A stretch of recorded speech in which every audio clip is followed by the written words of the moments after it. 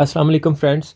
जैसा कि आपको पता है कि ईद की छुट्टियां हैं और ईद पे अक्सर लोग नॉर्दर्न एरिया की सैर के लिए जाते हैं। तो सोचा नॉर्दर्न एरिया की सैर की जाए और आपके साथ रास्ते में आने वाली मुश्किलात, फासला, पेट्रोल का खर्चा, सैर का बेहतरीन टाइम और मौसम, होटलों के किराए, वहाँ के लोगों का रवैया, सड़क की सूरत हाल, ड्राइविंग के दौरान की जाने वाली गलतियाँ और उनकी एहतियात, जीपों के किराए, रास्ते में आने वाले मकामात किस हवाले से मशहूर हैं और उनकी तारीख के बारे में बात करेंगे। ये सब चीजें आपके साथ शेयर करें और रास्ते में इन तमाम खूबसूरत मकामात की सैर भी करेंगे। जो लोग जाना चाहते हैं उनके लिए भी, जो लोग टाइम या किसी और वजह से नहीं जा सकते उनके लिए भी खूबसूरत मनाजर और तमाम मकामात की सैर हम इस वीडियो में करने वाले हैं। तो हम अपनी सैर के पहले सेशन में लाहौर से नारान तक का सफर करेंगे, उसके बाद बाबूसर टॉप और फिर वहां से वापस। इस दौरान रास्ते में आने वाली हर मशहूर सैरगाह की भी सैर करेंगे। तो हमने लाहौर से फ्यूल का टैंक फुल करवा लिया और लाहौर से पहला स्टे हमने भेरा इंटरचेंज पर किया। वहां से चाय वगैरह पी। आपने सफर पर निकलने से पहले अपने टायर वगैरह अच्छी तरह से चेक कर लेने हैं, उनमें हवा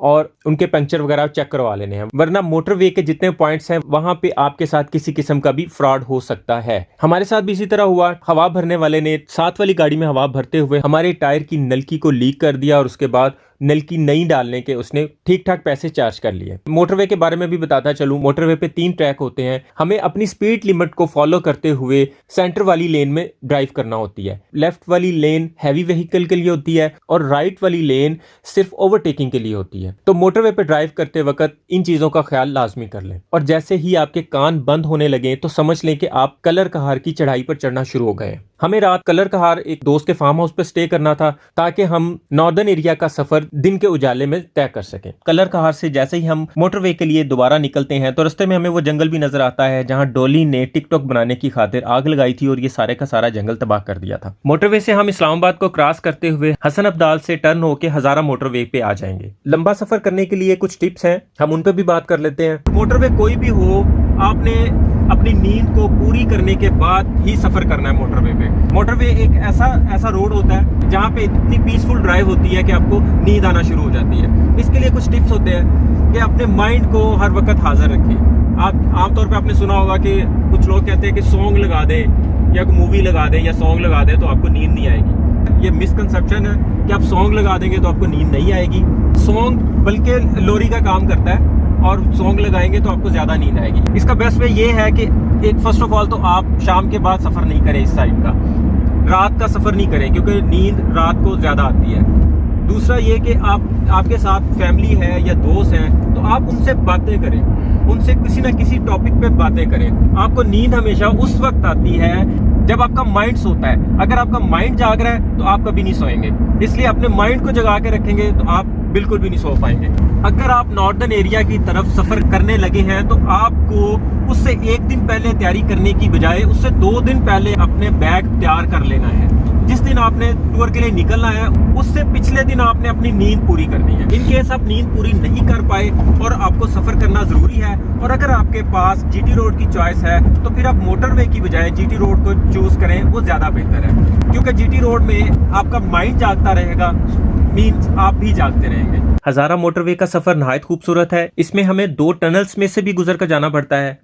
थोड़ी ही देर में हम मानसेहरा पहुंच जाते हैं और मानसेहरा ही ऐसा स्टॉप है जहां से 2 रास्ते निकलते हैं। एक शहर है रेशम की तरफ जिसे कराक्रम हाईवे भी कहते हैं। कलाम, सवाद, चित्राल और वादी कैलाश जाने के लिए शहर रेशम की तरफ मुड़ना पड़ता है और नारान कागान और बाबूसर टॉप के लिए हमें बालाकोट की तरफ मुड़ना पड़ता है। तो इस जगह पे कुछ लोग शहर रेशम की तरफ डिस्ट्रैक्ट हो जाते हैं। ये एक बहुत लंबा सफर है। इस रास्ते से भी आप चलास और उसके बाद स्कर्दू गिलगित जा सकते हैं, लेकिन ये एक बहुत थका देने वाला और बहुत लंबा रास्ता है। तो यहाँ पे नारान कागान और बाबूसर टॉप जाने वालों के लिए हर सूरत में बालाकोट की तरफ ही जाना है। बालाकोट शहर दरिया कुनहार पर आबाद है। ये वही शहर है जो शदीद ज़ल्ज़ले की जद में आ चुका है। बालाकोट एक नहायत खूबसूरत शहर है। यहाँ तेज बहाव वाले दरिया के ऊपर लहराता हुआ एक बहुत बड़ा ब्रिज है जिसपे लोग बहुत एंजॉय करते हैं और यहाँ से हमारा नॉर्दर्न एरिया के लिए सफर शुरू हो जाता है। बालाकोट से पहला मुकाम 20 किलोमीटर पर केवाई आता है। बालाकोट नारान कागान, स्कर्दू, गिलगित वगैरह के लिए मेन एंट्री समझा जाता है। फ्यूल की बात करें तो बालाकोट से अगर आप टैंक फुल करवाते हैं तो आप बाबूसर टॉप से होकर वापस बालाकोट में आ सकते हैं। गाड़ी कोई भी हो फुल टैंक पे वो वापस आ जाती है, क्योंकि अगर बड़ी गाड़ी है और उसका टैंक भी बड़ा है तो उसकी फ्यूल की कंजम्पशन भी ज्यादा है, और अगर छोटी गाड़ी है और उसका टैंक छोटा है तो उसकी फ्यूल की कंजम्पशन भी कम है। सो आप अपनी गाड़ी के एक फुल टैंक से बाबूसर टॉप से होके वापस आ सकते हैं। हम इस वक्त होंडा रिबॉन 1.8 में हैं, इसका 50 लीटर का टैंक है, तो ये भी 50 लीटर में ही होके वापस आएगी। अगर आपके पास होंडा सिटी है, उसका 40 लीटर का टैंक है, उसकी माइलेज ज़्यादा है इसलिए वो 40 लीटर में होके वापस आ जाएगी। अगर आपके पास मेहरान वगैरह है, उसका टैंक 30 लीटर का है, तो वो 30 लीटर में ही होके वापस आ जाएगी। तो छोटी गाड़ी से लेके बड़ी गाड़ी तक का 7 से 12,000 रुपए का डिफर आता है। तो इतने में आप बाबूसर टॉप से होके बालाकोट वापस आ सकते हैं। रास्ते में आबशारें नजर आएंगी जो इस इलाके का हुस्न भी है, जो हमें मरी वाली साइड पर नजर नहीं आती। रोड भी साफ सुथरा खुला है, कहीं कहीं पे पैचेस हैं। रोड्स के ऊपर से आबशारों का पानी गुजरने की वजह से रोड्स कहीं कहीं से खराब हो चुके हुए हैं, लेकिन ओवरऑल कागान तक रोड बहुत अच्छा है। केवाई के बाद मौसम एकदम तब्दील होने लगता है, ठंडी हवाएं आने लगती हैं, आबशारें, झरने और खिलती हुई ग्रीनरी, पुरकैफ मनाजर आंखों और दिल को बहुत भले लगते हैं। केवाई से एक रास्ता शोगरान के लिए निकलता है जो कि नहायत पुरफिजा मैदान है। यहाँ पूरा साल जा सकते हैं, यहाँ स्नो फॉलिंग भी होती है, 1 नाइट स्टे भी होता है। केवाई में गाड़ी पार्क करने का 300 से 500 रुपए लेते हैं। कुछ लोग अपनी गाड़ियों पे भी चले जाते हैं, लेकिन यहाँ का रास्ता अपनी गाड़ी पे जाने के लिए बिल्कुल भी नहीं है। अगर आपने अपनी गाड़ी का बेड़ा गर्क करवाना है तो आप जा सकते हैं। जीप का किराया नॉर्मल दिनों में 1500 से 3000 है, और पीक सीजन में ये 3 से 6,000 रुपए तक चला जाता है। बाइक पे और पैदल भी जा सकते हैं। केवाई से शोगरान 6 किलोमीटर है, शोगरान से सीरीपाई आगे फिर 6 किलोमीटर है, जो कि इंतहाई खतरनाक रास्ता है। इसकी मिसाल मैं इस तरह दे सकता हूँ कि केवाई से शोगरान आप मोटरवे पे आते हैं और शोगरान से सीरीपाई जाते वक्त आप समझ लें कि आप जीटी रोड पे जा रहे हैं। यहाँ ड्राइविंग बहुत मुश्किल है। सलूट है उन लोगों को जो इन जीपों के साथ ड्राइव करते हैं। इन सड़कों का भी एक अपना असूल है कि उतराई पर आने वाला हमेशा चढ़ाई पर जाने वाले को रास्ता देता है, मतलब इस रोड पे चढ़ाई पे चढ़ने वाले का ज्यादा हक होता है। शोगरान से ऊपर जाते वक्त पहले सिरी का मकाम आता है जो बिल्कुल छोटा सा है, उसके बाद पाए का मकाम आता है जो पहाड़ के टॉप पे है। ये सतह समंदर से तकरीबन 10,500 फुट की बुलंदी पर है। पाए में बहुत ठंडी हवाएं चलती हैं और इस चोटी पे छोटे छोटे रास्ते बने हुए हैं। यहाँ आप घोड़सवारी भी कर सकते हैं, लेकिन यहाँ आपको बड़े एहतियात से चलना पड़ता है। अगर आप यहाँ पे अपना बैलेंस आउट कर बैठते हैं तो उसके बाद हमें नहीं पता कि हम कहाँ से मिलेंगे। पंजाब से कुछ मनचले आए हुए थे, उन्होंने यहाँ खूब एंजॉय किया, हम लोगों ने भी उन्हें ज्वाइन किया। यहाँ हवा में झूलते हुए झूले भी हैं, आप उनसे भी महसूस हो सकते हैं। वापसी पे हम शोगरान रुकते हैं। जीप वाले इन तीनों मकाम पे आपको ऑलमोस्ट 2 घंटे देते हैं, वो आप इन तीनों मकाम पे डिवाइड कर सकते हैं। केवाई में छोटी सी मार्केट भी है, यहाँ से आप खरीदो फरोख्त भी कर सकते हैं। केवाई से आगे चलते हैं तो पारस 5 किलोमीटर पे है। इधर से एक रास्ता शरान या शरान की तरफ भी निकलता है। उधर शरान फॉरेस्ट है, 13 किलोमीटर का रास्ता है। जीप का रास्ता है, 2.5 से 3 घंटे लग जाते हैं। आपको पारस में अपनी गाड़ी पार्क करना होती है और वहां से शरान फॉरेस्ट जा सकते हैं, कैंपिंग कर सकते हैं, और यहाँ वाटरफॉल भी है। वाटरफॉल के लिए शरान से नीचे उतरना पड़ता है, और यहाँ पे एक और मकाम मांझी टॉप भी है, इसके लिए चढ़ाई चढ़नी पड़ती है। वाटरफॉल के लिए 1.5 घंटा लग जाता है, और मांझी टॉप के लिए 3 घंटे का ट्रैक है जहां आप हाइकिंग करके जा सकते हैं, और सिर्फ सीजन में ही जा सकते हैं जो नॉर्मली मई से अक्टूबर तक होता है। पारस से आगे सड़क तंग और दरिया वसी होता जाता है। मौसम में एकदम तब्दीली आती जाती है। यहाँ पानी का बहाव तेज हो जाता है, और पानी के बहाव के तेज होने की वजह से शोर भी बढ़ता जाता है। पारस से आगे जरीद, भांदरी, मालाकंडी और कागान है। मालाकंडी में भी एक मुकाम है जहां लोग रुकते हैं, सो हम भी यहाँ पे रुके। दरिया के ठंडे पानी और तेज बहाव से लुत्फ अंदोज हुए। यहाँ ट्राउट मछली के भी पॉइंट हैं, यहाँ रुक के आप अगले सफर के लिए एकदम फिर ताज़ा दम हो जाते हैं। इसके आगे कागान के लिए थोड़ा सफर रह जाता है। इसका पानी इतना ठंडा होता है कि आप 10 सेकंड से ज्यादा अपने पाँव पानी के अंदर नहीं रख पाते। अगर आप नारान कागान के लिए निकले हैं तो ज़रूरी नहीं कि आपको नारान या कागान में ही स्टे करना है। उससे पहले भी बहुत सारे होटल्स हैं। ये जितने मकाम का मैंने जिक्र किया, इन सब में जगह जगह पे होटल्स की लंबी कितारें हैं। मेरा मशवरा ये होगा कि आप नारान और कागान से पहले किसी मकाम पे भी दरिया के ऊपर बने हुए होटल में क्याम कर सकते हैं। एक तो किराया भी कम होगा, दूसरा आप दरिया के बहते पानी से भी लुत्फानंदोज हो सकेंगे। बेशक ये सारे होटल आपको सड़क के लेवल पर ही नजर आएंगे, लेकिन ये नीचे से दरिया के साथ से शुरू हो रहे हैं और ऊपर सड़क के लेवल तक आए हुए हैं। यहाँ गाड़ी वगैरह का मसला हो तो जगह जगह पे आपको वर्कशॉप्स भी मिल जाएंगी, लेकिन अल्लाह ना करे कि आपके साथ ऐसा हो, क्योंकि आपको अपने इलाके की निस्बत यहाँ पे बहुत से पैसे पे करने पड़ जाएंगे और आपको अपने इलाके की फौरन याद आएगी। और अगर गाड़ी को किसी जीप से टो करके कहीं ले जाना पड़े तो वो भी मुमकिन है। बेशक उसका किराया आपकी समझ में नहीं आए, लेकिन आप किसी भी जीप वाले को हायर करके गाड़ी को टो करके किसी वर्कशॉप तक ले जा सकते हैं। अपनी गाड़ी नहीं है तो लाहौर से डायरेक्ट कोचेस भी नारान के लिए निकलती हैं और मानसेरा बालाकोट से भी चलती हैं, तो आप लोकल ट्रांसपोर्ट का भी इस्तेमाल कर सकते हैं। हैं। बाइक का सफर भी मुमकिन है, लोग बाबूसर टॉप तक भी बाइक पर चले जाते हैं, जो कि सतह समंदर से 13,700 फीट की बुलंदी पर है। बालाकोट से महांद्री का सफर 45 किलोमीटर है। महांद्री में भी दरिया के किनारे बहुत सारे खूबसूरत होटल्स हैं।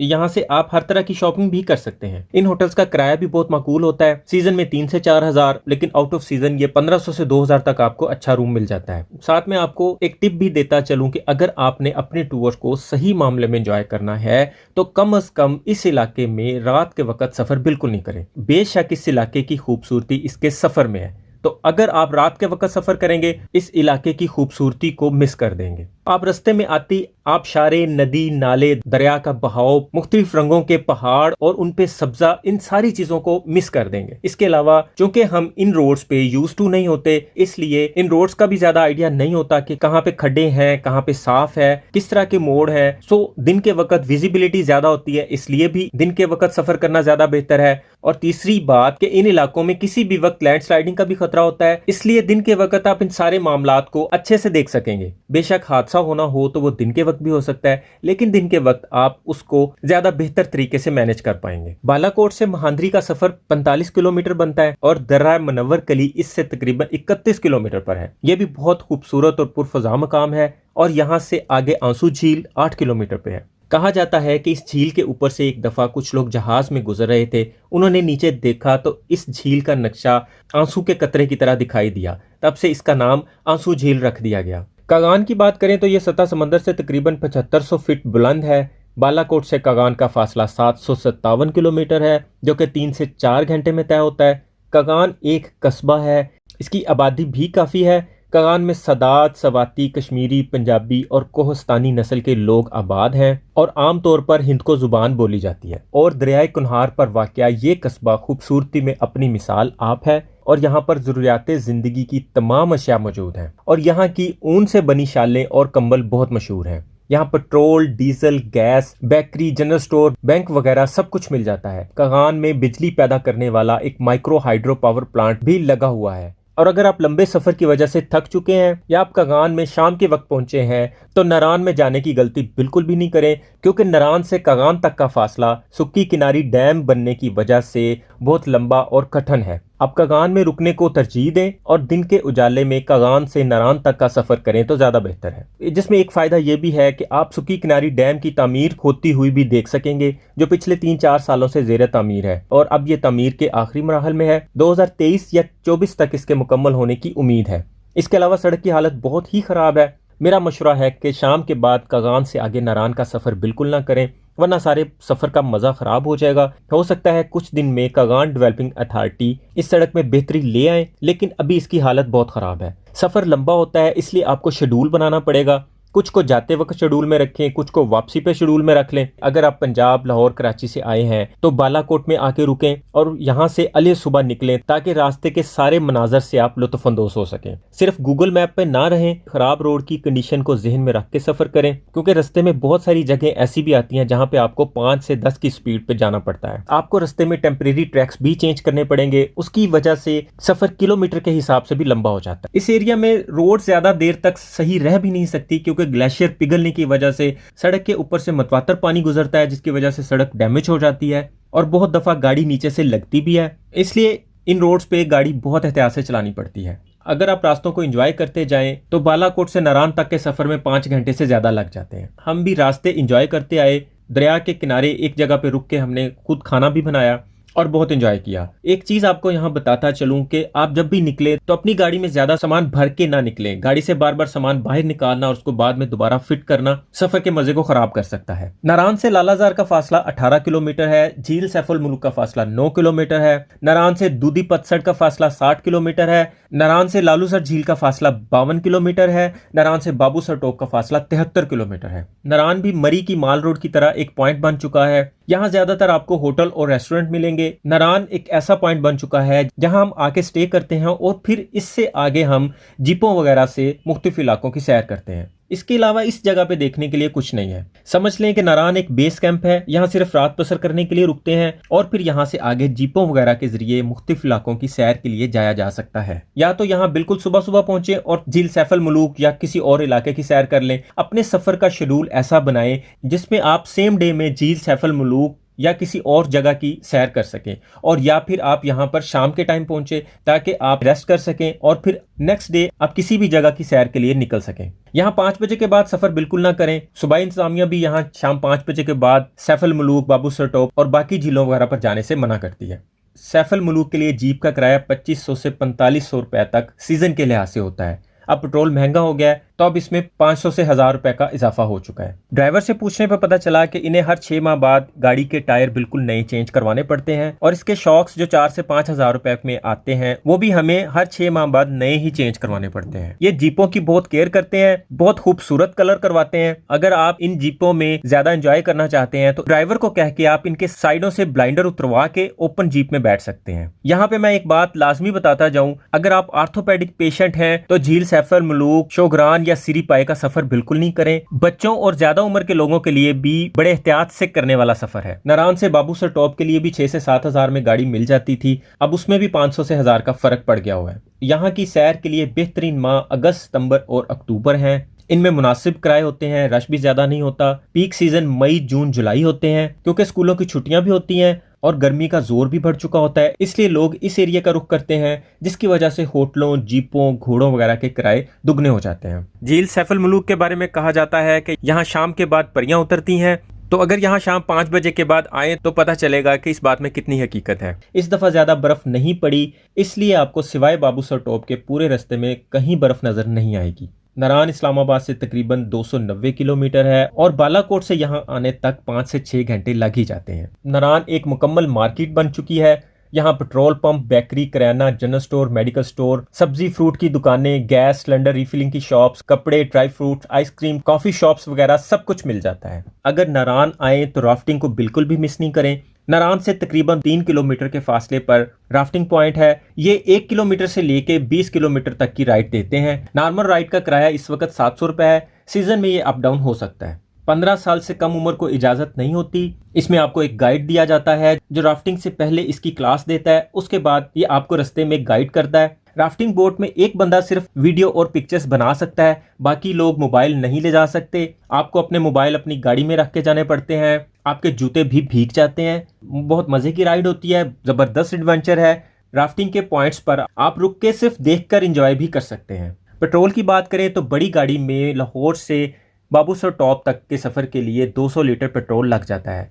इस वक्त के रेट के मुताबिक 45 से 50 हजार रुपए तक का खर्चा है। लाहौर से नारान तक आने जाने में 40 से 45 हजार और बालाकोट से बाबू सर टॉप 12 से 15 हजार में आप सैर करके वापस आ सकते हैं। वैसे दिन हो या रात इस एरिया में आप कभी भी सफर कर सकते हैं। यहाँ चोरी डकैती की वारदात बिल्कुल भी नहीं होती। ये इस तरह लूटने वाले लोग नहीं है। यहाँ आए तो इस चीज का जहन में लाजमी रखें कि यहाँ पे हर चीज बहुत महंगी है। यहाँ पे हर चीज का रेट डबल से भी डबल होता है।